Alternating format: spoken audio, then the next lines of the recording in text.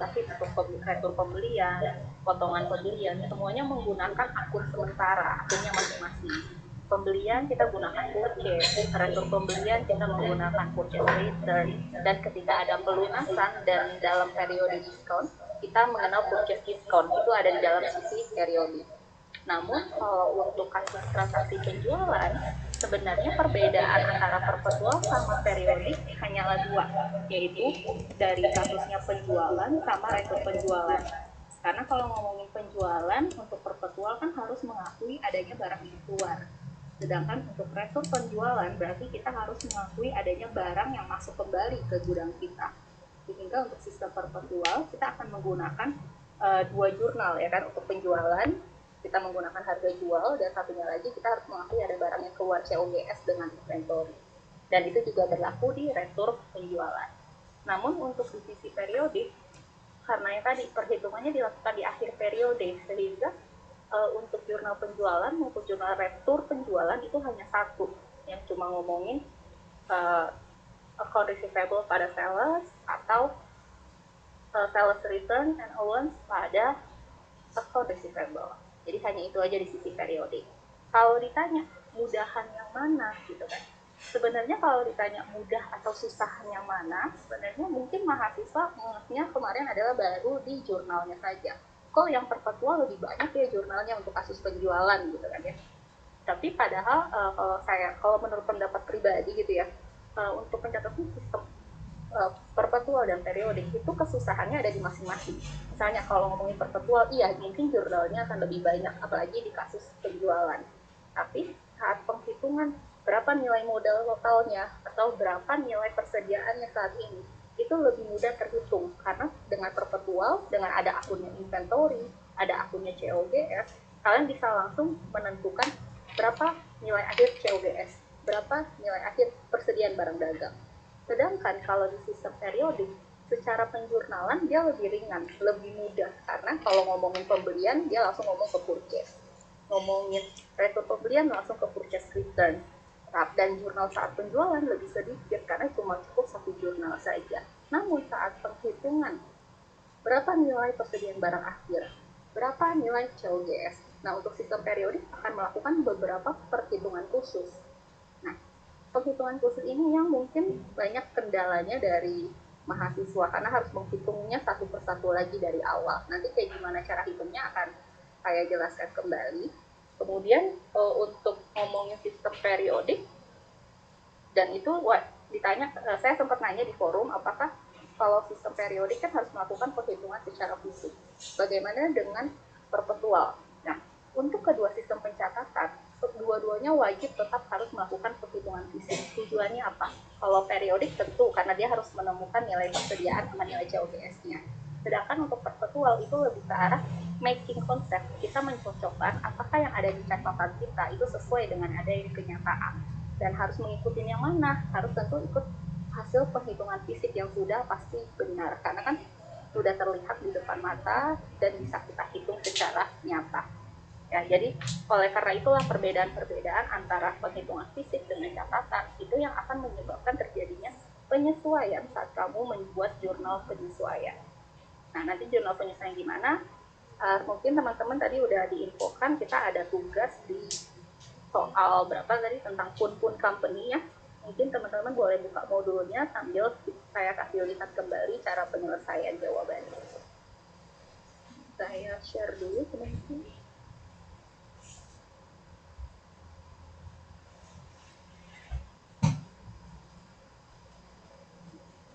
Terlihat ya? Ada yang tidak terlihat? Terlihat ya?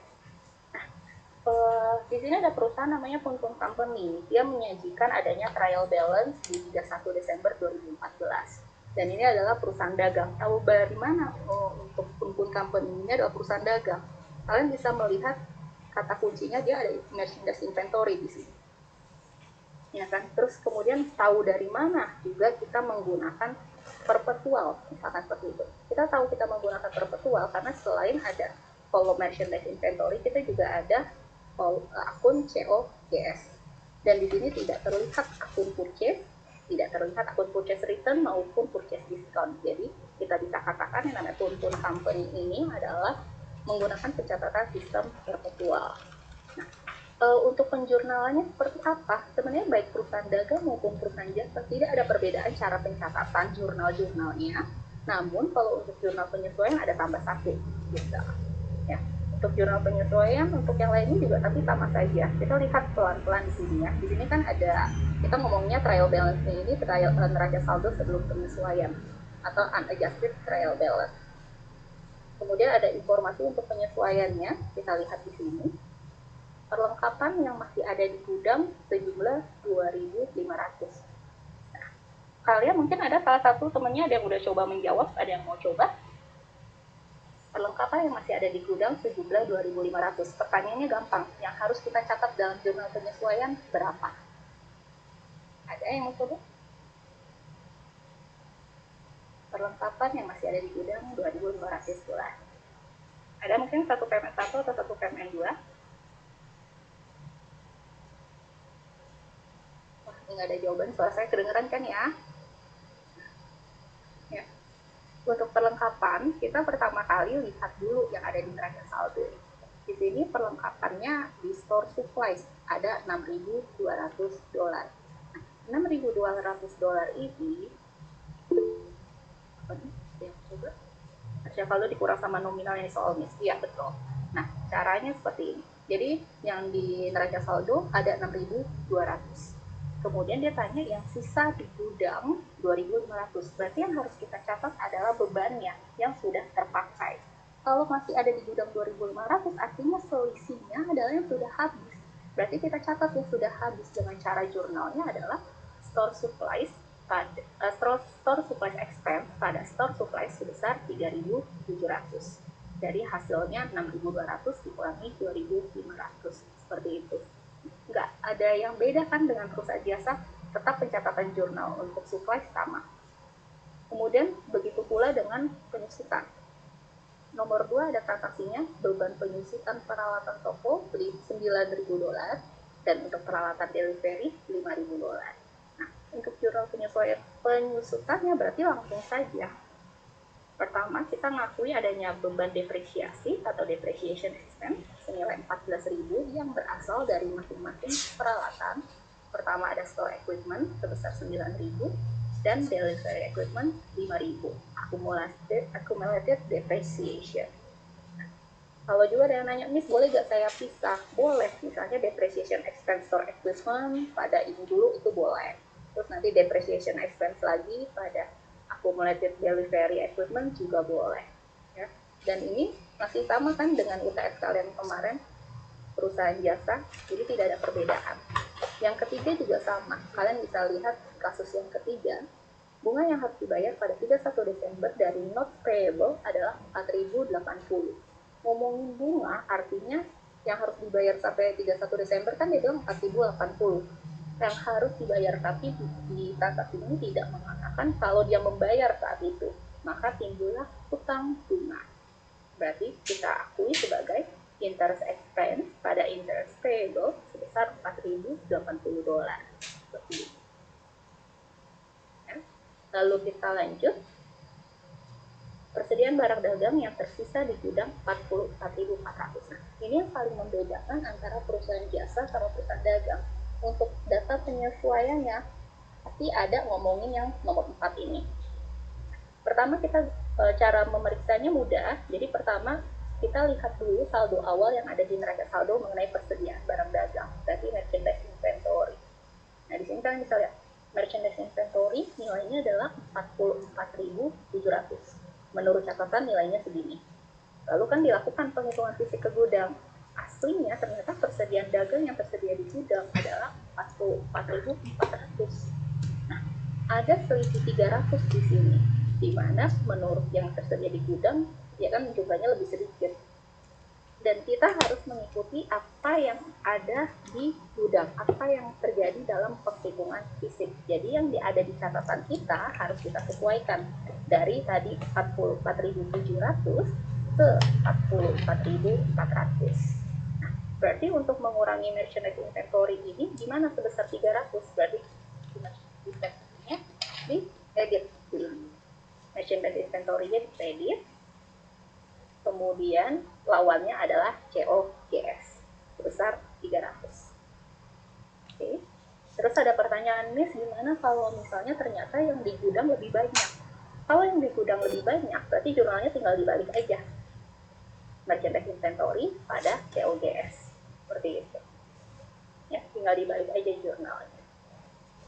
Oke, ada pertanyaan sampai di sini untuk jurnal penyesuaian dulu? Apakah ada? Aman nih semuanya? Pada kerjain nggak sih? Ayo. Ya, pada kerjain nggak? Kalau gitu gini aja deh. Mungkin nanti Bu Arin juga bantu ya. Jadi untuk teman-teman kan selanjutnya habis mengerjakan adjustment entries ini, kalian harus mengerjakan adjusted trial balance. Oke. Nah, dengan adanya adjustment, otomatis akan ada perubahan saldo-saldo yang terjadi di adjusted trial balance. Nah, untuk masing-masing mahasiswa mungkin pohon, terus kalian sebut, ini kan nama-nama akunnya ya, akun-akun apa saja dan jumlahnya jadi berapa di adjusted trial balance-nya. Ya, akun-akun apa saja yang berubah. Nanti kalau yang memang benar jawabannya, kita catat namanya ya Bu Arin yang untuk satu PMN 2. Boleh ya Bu Arin? Ada Bu Arin? Ya. Jadi kalau ya, oke. Oke. Dah, ini adalah nama-nama akunnya. Sebenarnya perintah kalian kan memang membuat adjusted trial balance, tapi saya buat lengkap di worksheet, tapi sama aja. Nanti kalian tinggal lihat di kolom adjusted trial balance-nya berapa. Dan sekarang saya mau tahu, setelah kita udah melakukan jurnal penyesuaian ini adalah daftar-daftar akunnya. Akun apa saja yang berubah? Satu orang satu. Silakan. NIM-nya berapa? Kelas berapa? Jawabannya apa? Coba coba. Ya, kayak cash, misalnya cash 28.700 di jurnal ini nggak ada ngomongin cash, berarti di adjusted trial balance-nya juga sama 28.700. Nah, bagaimana dengan AR, Merchandise Inventory, Store Supply, Store Equipment, dan yang lainnya? Perubahannya nilainya berapa? Saya mau coba. Kita catat nih. Silakan. Stain, mana Stain? Ya, Miss, kenapa, Miss? Apa Stain? Ketua kelasnya aja nih yang saya tunjuk. Apa Stain perubahannya? Saldonya gimana? Cash, apa receivable, merchandise, perubahannya ada di mana?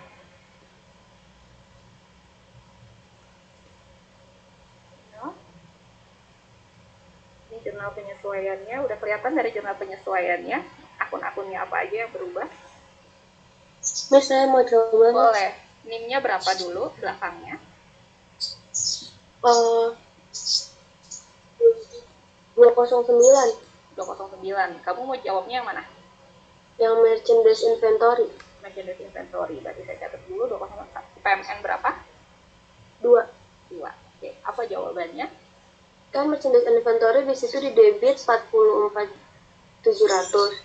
Sedangkan tadi di adjusted itu kan dia di kredit 300, jadinya di trial balance-nya 44.400. Oke, good. Untuk merchandise inventory benar jawabannya di sini 44.400. Lanjut. Miss, saya mau jawab. Ya, NIM belakang 0076. 076 berarti PMN 1, PMN 2. PMN 2 067 ya tadi ya? 076. 076. Mau jawab yang berapa? COGS. COGS 076. COGS 076. PMN 2 berapa? Gimana COGS-nya? Itu yang tadi di adjustment entries kan COGS-nya di debit tambah 300. Jadinya 497.400 ditambah 900, jadinya 497.700. Oke, good. Benar juga. Ada lagi yang mau coba? Siapa? Saya, Miss. NIM-nya 052. Yang interest expense. Kan dia itu nggak ada. Terus bertambah 4080 ya tadi kayaknya. Kita lihat. Benar, Iya, 4080. Berarti di 4080. debit atau kredit 4080-nya? Di debit Debit berapa tadi? 052. PMN 2. Oke, wow, ini PMN 2 semua nih. Anaknya Buari mana nih? Anak saya. PMN 1, ayo siapa lagi? Ini saya mau coba. Yang mana? Ini 054. mau jawab yang mana? Yang store supply. Store supply. 054. Mau kelas berapa, maaf? 1 PMN 2. 2 juga tuh. Oke, store supply-nya di mana? Supply kan tadi bentuk ada bentuk kredit juga dibikin. Terus di trial balance-nya jadi 2.500. Trial balance jadi 2.500. Oke, good, betul. Sama yang spend store supply. Satu dong, sayang. Satu apa aja? Oke, tip apa lagi? Mau coba? Ada? Orang terakhir nih, kalau nggak kita nggak selesai nih. Terakhir, siapa? Coba. Miss, yang dihitungnya kan di trial balance itu kan nggak ada interest payable ya. Berarti karena di AJP-nya ada, berarti interest payable-nya masuk, Miss. Berapa? 4.000 ya itu? Nggak gitu kelihatan, Miss. Oke, di kredit atau di debit? Bentar. Di kredit, Miss. Di kredit. NIM kamu berapa? 26 belakangnya. 0026. 026. Kelas? PMN 1, Miss. 1, thank you. Ya benar ya, interest payable-nya ada di sisi kredit 4.080. Nah, ini kalian mungkin nggak usah ngeliatin ini karena saya tadi mintanya sebenarnya adalah adjusted trial balance-nya saja. Jadi untuk menghitung adjusted trial balance, sekali lagi saya ulang, berarti kalian harus menjumlahkan saldo awal yang ada di soal ditambah atau dikurang dengan yang ada di adjustment kalian. Nah, di sini berarti akan ada penyesuaian untuk beberapa akun sesuai yang ada di jurnal penyesuaian ini. Berarti apa saja? Management inventory, store supply, terus kemudian ada akumulasi, dua-duanya akumulasi kena, kemudian ada interest payable, kemudian ada lagi COGS, ya kan, COGS, terus ada lagi yang terakhir paling bawah di sini. Mungkin ada yang kelewatan, nanti kalian lihat saja ya. Jadi di sini kita mencatat semua yang ada perubahan di dalam adjustment, kita masukin nilai terbarunya, nilai terupdate-nya di dalam adjusted trial balance. Sehingga akan ditemukan jumlahnya adalah $1.10.780. Itu yang ada di dalam adjusted trial balance, berbeda dengan yang ada di soal. Ya kan, di soal kan 992.700 balance neraca saldonya. Sedangkan setelah penyesuaian jumlahnya menjadi 1 juta lebih. Seperti itu. Apa ada pertanyaan dulu sampai di sini sebelum saya lanjut? Ada pertanyaan mungkin? Ya, ini adalah NIM-NIM yang nanti peroleh dapat nih. Saya akan tulis. Ya. Kalau belum ada, berarti kalau ini tetap akan kemungkinan keluar di dalam UAS kalian ya. Bukan berarti karena ini udah pernah belajar, tapi kan ini sekarang lagi belajar perusahaan jasa. Jadi mungkin saja soal-soal seperti ini akan keluar lagi di soal UAS kalian. Jadi kalian harus mengerti satu siklus itu seperti apa. Oke, kalau adjusted trial balance sudah selesai, yang selanjutnya yang diminta adalah kita buat laporan keuangan. Laporan keuangan lagi-lagi kita mulai selalu dari income statement, kemudian nanti ke return earning statement, dan statement of financial position. Angka-angka yang digunakan untuk ketiga laporan itu tentu dari si adjusted trial balance. Kalian akan menggunakan angka murni dari sini. Nah, kalian nggak akan kemana-mana, pokoknya gunakan angka yang di sini kita bikin laporan keuangan. Kalian nanti kalau di rumah nanti ini akan kami share lagi ke kalian. Kalian bisa cek bener gak ya saldo-saldo yang ada di adjusted trial balance ini yang digunakan di laporan keuangan. Kita cek laporan keuangannya. Pertama ada income statement. Ini yang mungkin membedakan ketika kalian belajar dengan perusahaan jasa, kita biasanya langsung tuh service revenue-nya berapa, seluruh beban nilainya berapa, langsung diselisihkan ketemu laba bersih atau rugi bersih. Namun untuk perusahaan dagang perlu kalian ketahui, ada tambahan informasi-informasi dan ada pemisahan antara beban. Ya, di sini pertama kali yang harus kita catat adalah ngomongin berapa nilai penjualan. Berarti kita lihat di dalam saldo adjusted trial balance, nilai penjualan kita adalah 775.200. Sesuai. Kemudian setelah ada penjualan yang sudah kita masukkan juga sales return and allowance. Nah, sifat dari sales return and allowance ini adalah mengurangi. Tahu dari mana nih sekali lagi mengurangi? Ya dong, ketika kita menerima pengembalian barang dari customer, berarti kan nilai pendapatan kita nggak lagi segitu kan. Dan bukti yang kedua adalah kalian lihat posisi mereka. Untuk sales di posisinya kredit, sedangkan untuk sales return and allowance posisi mereka dia di debit. Pasti sifatnya sales return ini mengurangi sales kalian. Nanti kalau ada sales discount gimana? Sales discount juga sifat di debit. Jadi yang namanya sales return, sales discount itu mengurangi nilai cost. Karena di dalam kasus pun company ini tidak ada potongan penjualan alias sales discount, maka kita cukup sales dikurangi sales return-nya, maka akan menghasilkan penjualan bersih. Ya, penjualan bersih.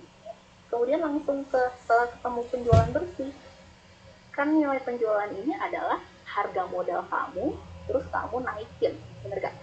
Saya beli barang 500, terus saya jual 800, ya kan? Berarti kan ada harga modal 500 yang dijual dengan harga 800. Kasusnya sama seperti ini, di mana nilai penjualan kamu 746.400 dan kamu harus membandingkannya dengan nilai modal yaitu di COGS, cost of goods sold, harga pokok penjualan senilai 497.700. Ya.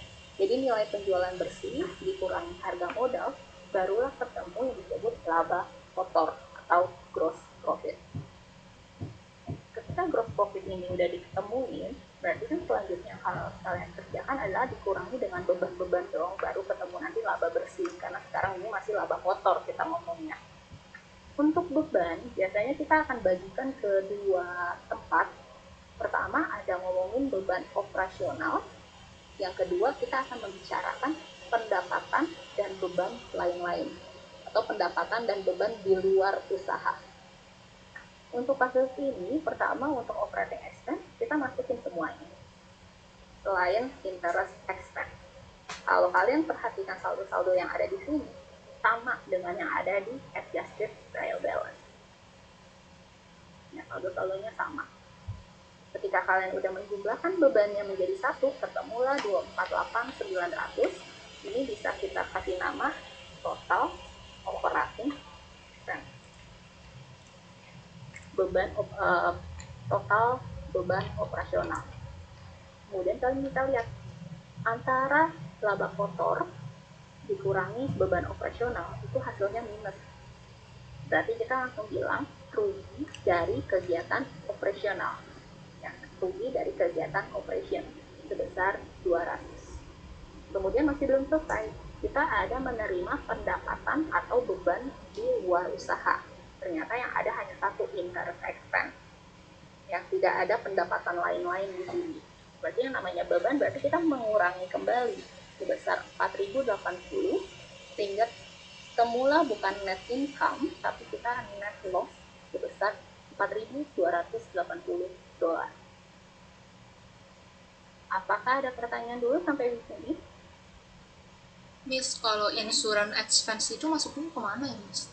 Insurance masuknya ke operating. Biasanya kalau other income and expense ini yang tidak berhubungan sama kegiatan operasional kita. Interest expense kan berhubungannya sama biasanya hutang bank gitu kan.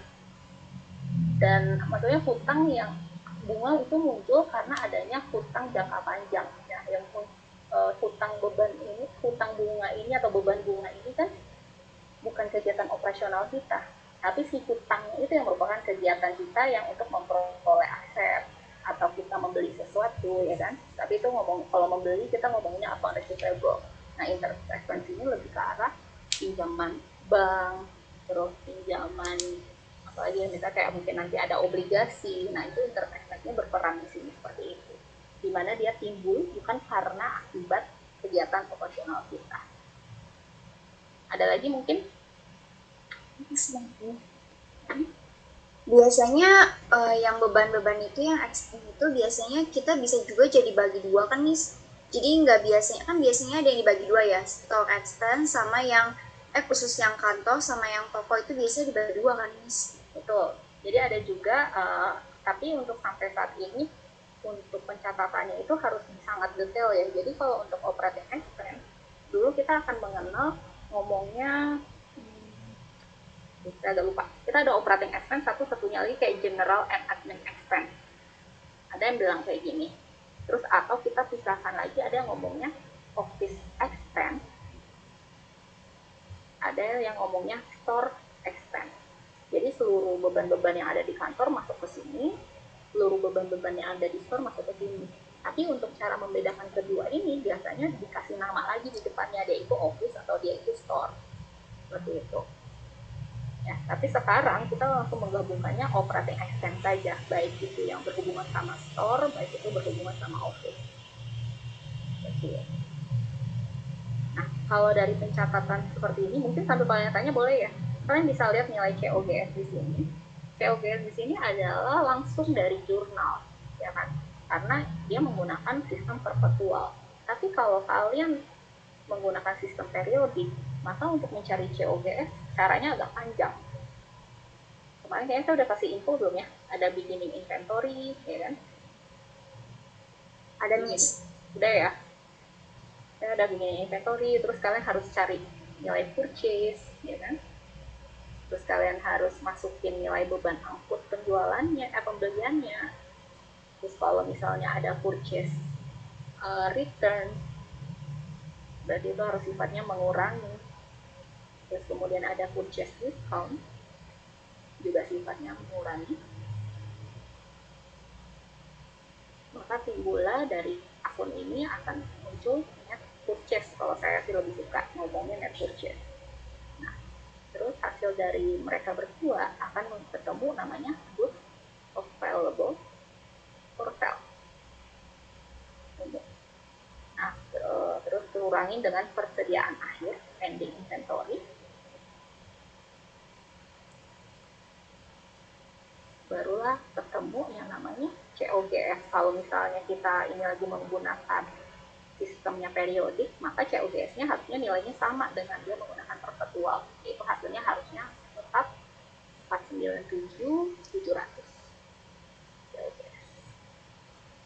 Nah, jadi nilai yang ini baru dimasukkan ke dalam perhitungan ini. Nah, kalau perpetual kan dia langsung masukin COGS. Tapi kalau kamu menggunakan sistem periodik, kamu cari ini dulu, baru kita masukin 497.700-nya di sini. Seperti itu.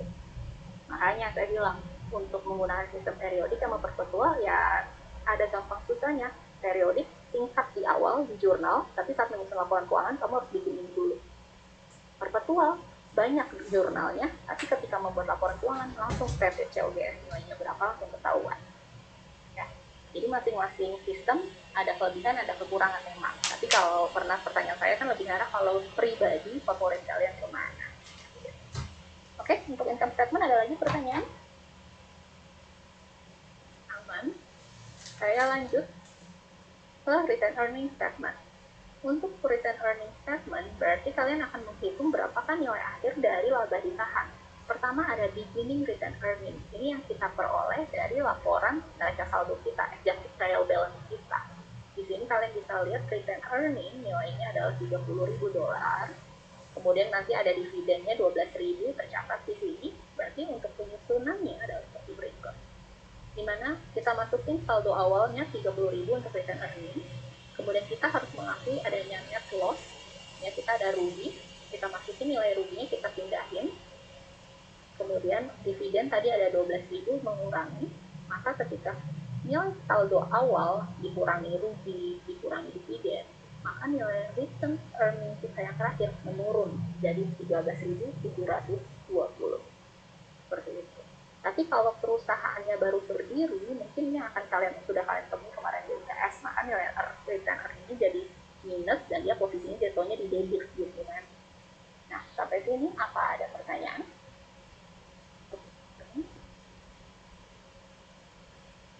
Lanjut. Ya. untuk return earning, kalau misalnya sudah selesai untuk return earning, kita lanjut ke laporan terakhir, yaitu statement of financial position.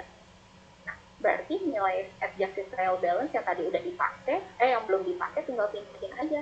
Berarti kan dari posisinya sini kan, dari aset sampai share capital ordinary, karena return earning nilainya harus gunakan nilai yang baru. Berarti kita masukkan ke dalam perhitungan kita, maka seperti biasa kita akan akui nilai asetnya duluan. Kita mulai dari aset tidak tetap, kita akui store equipment dengan akumulasinya, delivery equipment dengan akumulasinya, ketemu nilai aset tidak tetap, nilai aset tetap adalah 91.000. Kemudian kita mulai dengan aset lancar, mulai dari store supplies turun ke bawah hingga ke cash, nilainya 106.300.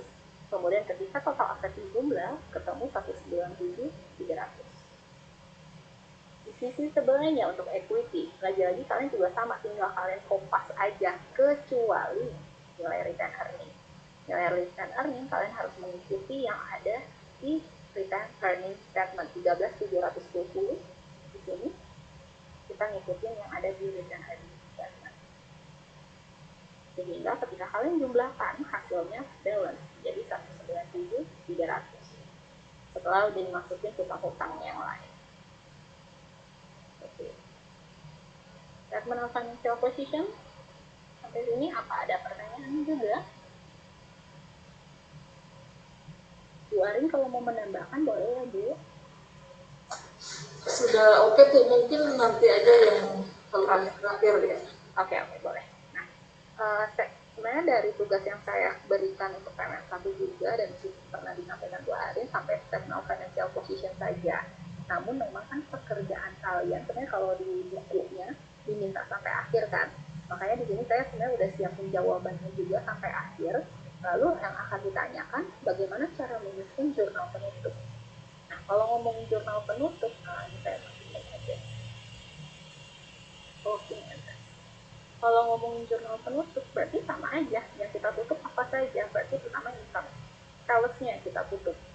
Ya, salesnya kita pindahin sedikit. Ada income, ini di kredit. Selanjutnya kita tutup akun beban. Nah, akun beban yang ditutup, jangan lupa masukin sales return allowance sama COGS-nya. Ya, karena dia adalah akun nominal yang harus ditutup di akhir periode. Kita masukin ke semua, ketemu income summary-nya di debit 759.480. Kemudian ketika sales dan beban sudah kita tutup, selanjutnya yang kita tutup adalah si ruginya.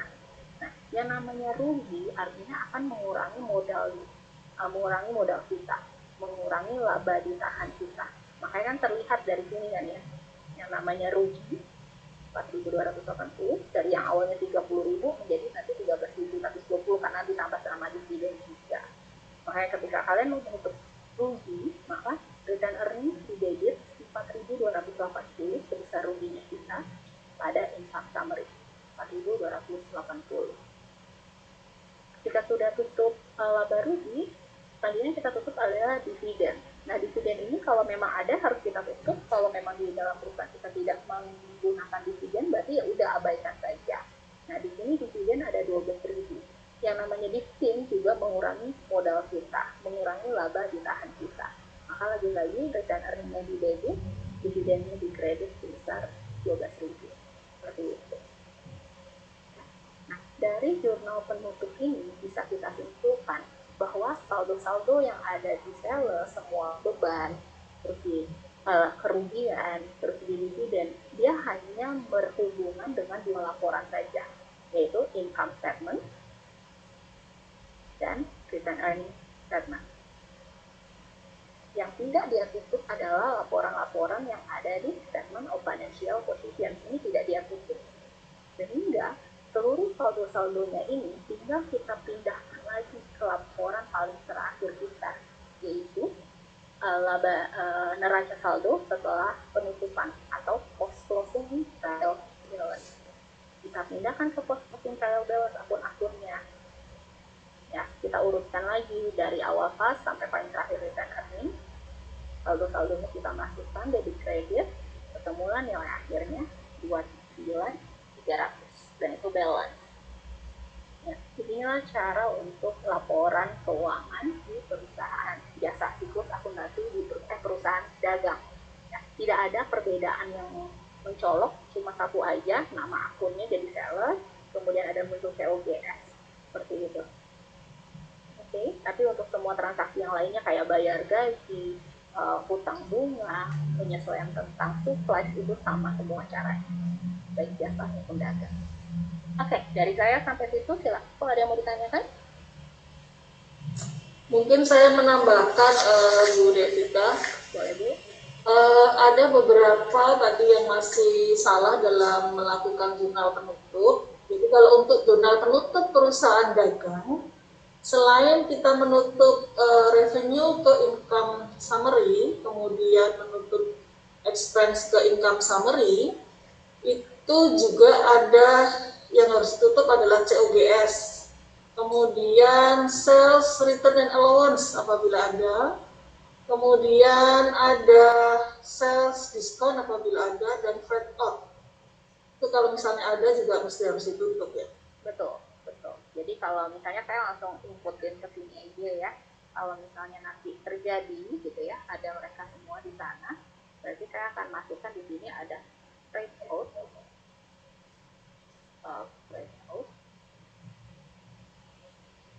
dan satu lagi adalah sales diskon.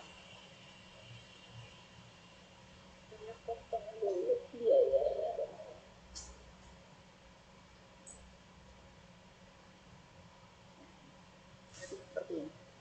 Jadi kalau misalnya memang ada angka-angka lainnya,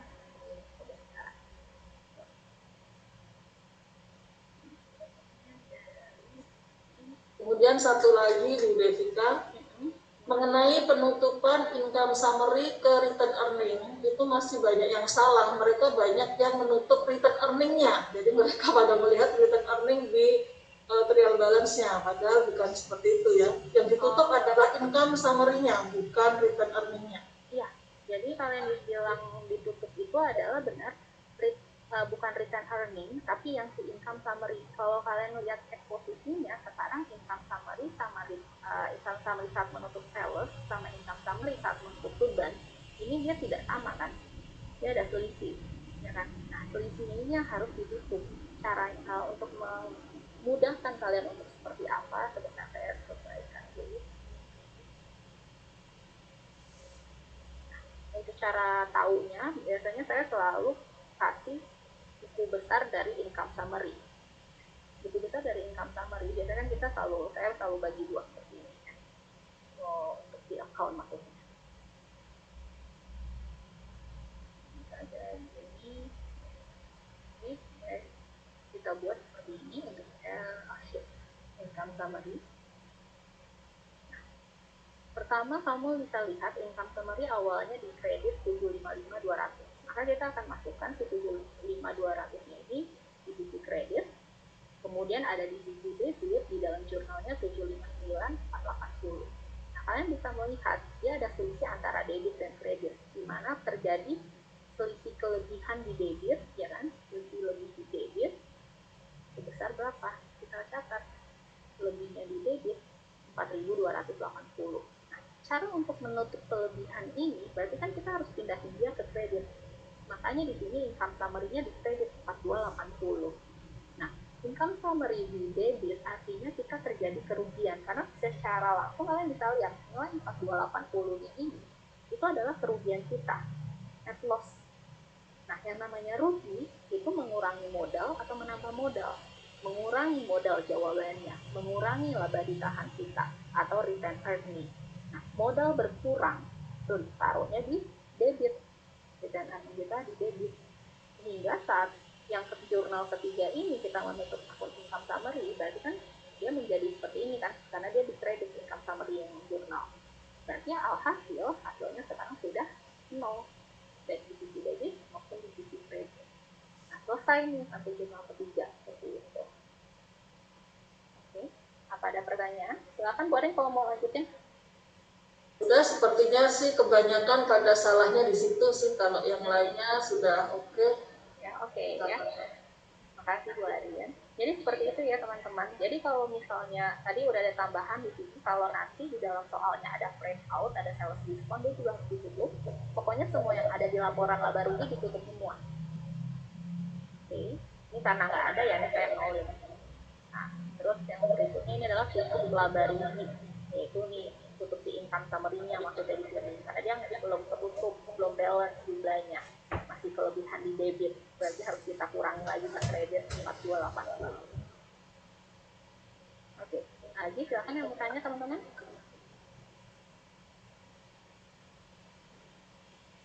Ada? Ya, kalau terus teman-teman mungkin ada yang tanya juga. Ini saya berarti udah ya, saya keluarin ya ini ya. Nanti saya share ke Bu Arin juga. Nah, kebanyakan teman-teman tadi ada yang nanya nih, kalau waktu saya di SMA, saya udah belajar mengenai yang namanya perpetual FIFO, perpetual average. Nah, itu akan kita pelajari di minggu depan. Karena itu berkaitannya adalah untuk mencatat, untuk mengakui nilai pekerjaan. Ya, itu akan kalian pelajari minggu depan. Jadi kalau ngomongin sistem, kita mengenal dua, sistem perpetual, sistem periodik. Tapi kalau untuk masing-masing sistem ini mengenal metode.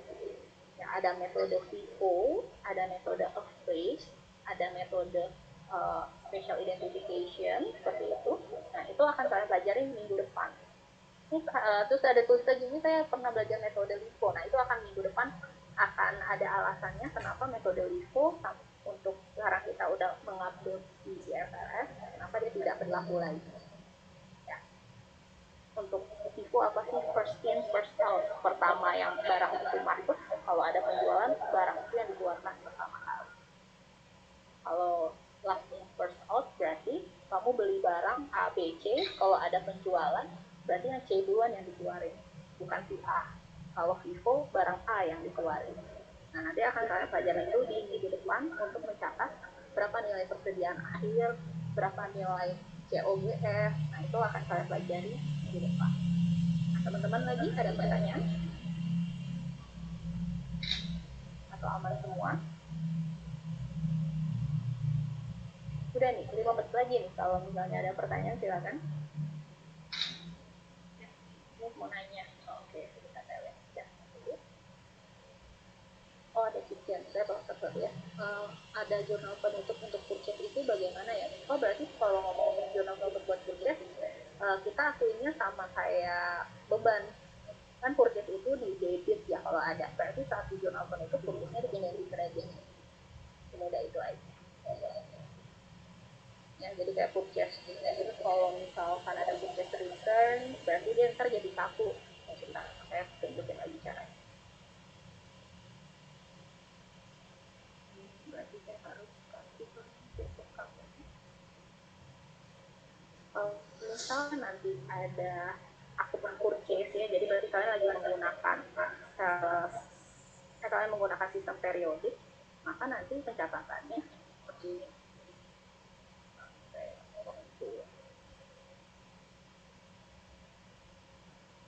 Jurnal ini agak-agak ini belum dirasakan ya. Jadi kalau ada lagi purchase, kan purchase itu berarti masuk di sini karena kan purchase-nya harus dipindahin ke kredit. Berarti purchase-nya akan di kredit. Kalau ada purchase return atau purchase diskon, berarti purchase mereka harus diposisikannya di debit. Jadi nanti masuknya di sini. Purchase return-nya debit, purchase diskonnya juga debit.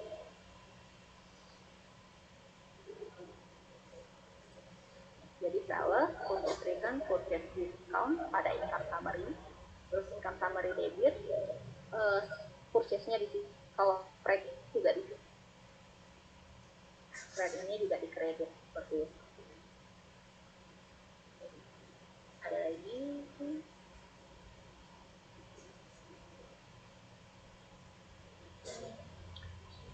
Dan earning-nya tadi kenapa dikurang semua ya? Karena net loss itu.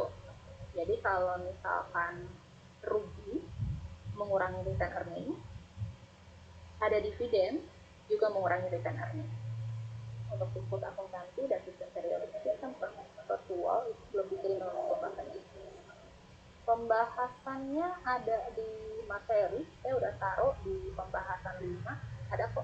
Kalian lihat aja di bawah, saya ada tulis materi bab 5 part 2 gitu. Bisa kalian lihat. Lanjut, ada lagi yang mau ditanyakan? Untuk teman-teman, kita harus tetap belajar. Umumnya biasanya memang kita keluarkan itu mungkin jurnalnya. Kalian harus perhatikan antara jurnal perpetual sama jurnal periodik. Kalau jurnal perpetual biasanya kita akan main sedikit triknya itu adalah saat kasus penjualan.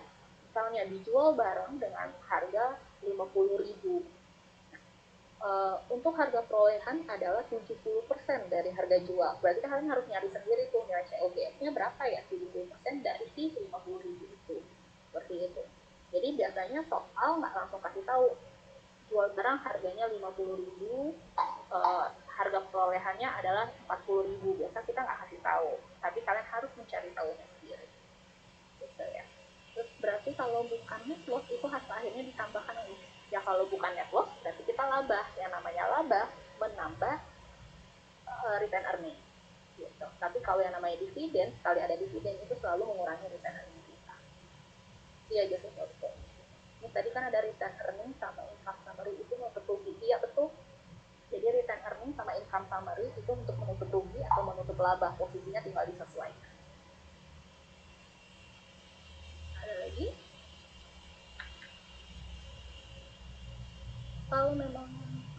Kalau memang sudah tidak ada, berarti memang bisa kita akhiri ya pertemuan hari ini.